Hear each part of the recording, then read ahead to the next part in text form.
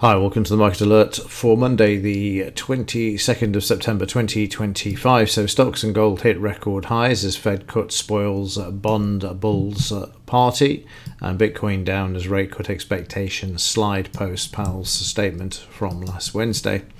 The S&P and the Dow closed at record highs as tech leads the S&P much higher there as well. So let's have a look at this new all-time high in the Dow and the S&P and kick off with the Dow. But just before we do that, I've just remembered, let's just have a quick look, see what economic news we've got for today. We've got nothing really. We've got two central bankers out, or members of the central banks. We've got Murren speaks at 5 p.m.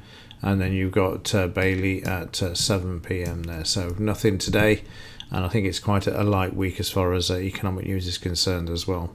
So let's have a look at these all-time highs in the S&P and in the Dow and kick off with the Dow.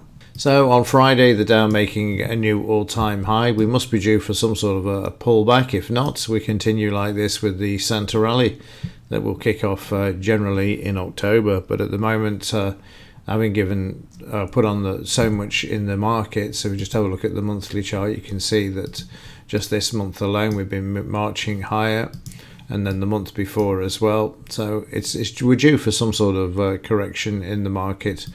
But at the moment, prices just want to keep giving new all-time highs, and given that there's no major economic news, there isn't really much except for this situation politically that we've got with the UK saying that Palestinian is being recognised as a state. Now, whether this is actually taking a terrorist organisation and making it freedom fighters, I don't know. But obviously Israel isn't going to be happy about this. So you may see a situation where that could have an impact on the market. So the Dow up on Friday and up on the overnight as well, but not a great deal. It's just above the DP. Friday saw the market move higher, then there was some selling, and then they moved it back up before the close. But over the weekend and certainly overnight, you got a bit of selling coming into the market from midnight, so a bit of weakness around there. And also inside of the range as well at the moment. It's just opening where it closed from Friday. And in the German DAX, this market remains sideways, stuck in a range as well. Again, the backdrop of this situation with Palestine and Israel is going to be an interesting one, because Netanyahu has said that he doesn't recognise it, and he's going to continue as he is. So it's only going to escalate, isn't it? So the German DAX stuck in the sideways range there. We had a bit of a move to the upside, and then we've just traded sideways thereafter. So not a lot to report as far as the German DAX is concerned. However, in the S&P, we have a new all-time high for Friday. Very similar picture to the Dow as far as the S&P is concerned. We're inside the range just by the close of Friday. 30-minute chart, exactly the same picture. Pullback when the cash market opened, and then we moved higher. And at the moment, we're above the DP there. In the FT100, we're stuck in a tightish range sideways there. Got a while before we get to Rachel from Accounts budget, autumn statement as they call it now. That's going to be the 26th of November. So stuck in a choppy sideways range of about 55 points during Friday there. US dollar continues to move up again, but this is based upon what's happened during yesterday with the release of the statements, and I think France and Canada are also going to join forces with recognising Palestine as a independent state, or just recognising it as a state first. So obviously there's a bit of a flight to quality here when there's rumours of continuing war or whatever. It looks like there's a bit of dollar strength there. And also don't forget the US and the Israelis go hand in glove as far as politics is concerned. That's all I'm going to say on it. I don't want to get into the if, why, wherefores and all the rest of it with regards to this, but it is not going to stop what's going on in the Middle East. It's more likely to escalate it. And also the reason I say that is if we have a look at the metals, you will see why. So this is a surprise. I'm still surprised because I'm so used to 30 years of silver prices being hammered that to actually see them being allowed to move higher is quite strange. but we're up to 43.64, another 14-year high. Therefore, the silver price overnight. But when it starts up overnight, generally it doesn't hold. So don't get too excited. But we had a lovely move on Friday as well. I was expecting a correction in these markets. We had it just for Wednesday and Thursday, but then the market has reversed off this and has moved higher. So Friday we were quiet, and then we took off, and then overnight in Asia we're also moving to the upside as well. In gold, it hasn't taken out my all-time high of 37.07, but according to I think it's the December futures contract on the COMEX, is an all-time high, but you should be using the spot price to measure the all-time highs. 30-minute chart, you can see there from Friday, the market just after lunch moving higher and maintaining that in Asia. And of course, further uncertainty within the Middle East, and of course this Palestinian situation is only going to support gold. So let's have a look at the gold-silver ratio. Well, no surprise there, because of the way silver has taken off overnight. Prices, as far as the gold-silver ratio is concerned, has dropped.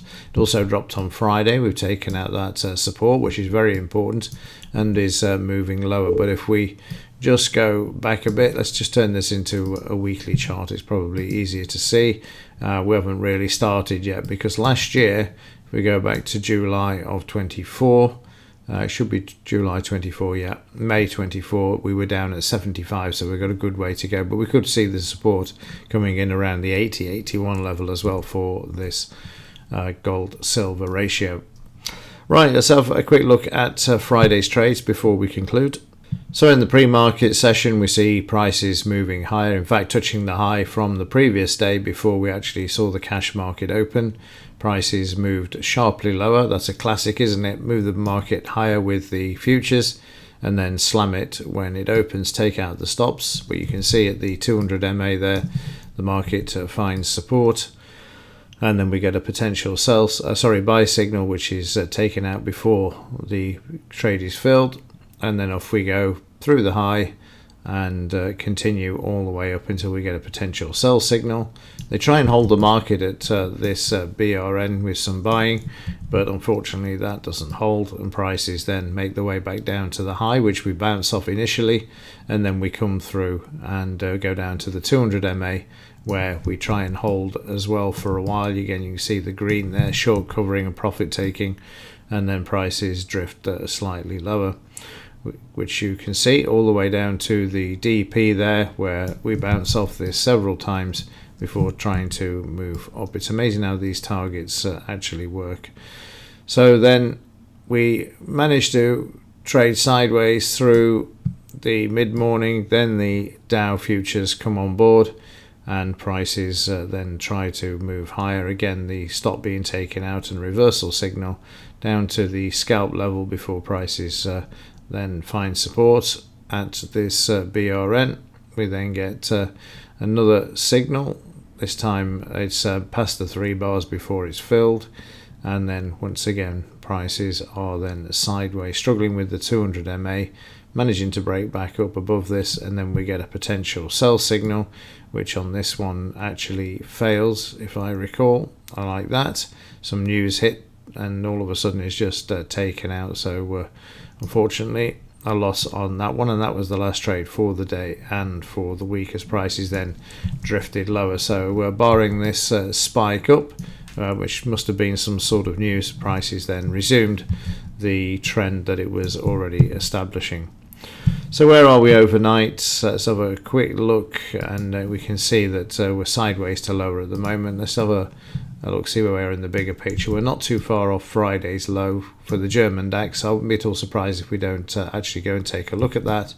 Got the averages all in the right order as well at the moment for a look at the low first before we do anything else. If we get to the low, watch the price action around there. You may get a bit of a bounce, but if we break it significantly, then you will see prices continuing to move lower. And like I say, given the backdrop politically, geopolitically, what's happening, then I wouldn't be at all surprised if we don't see a bit of a sideways to lower day, to be honest with you, at the moment. Right, that's it for this one. Have a great day, and as ever, thanks for watching. See you in the next one.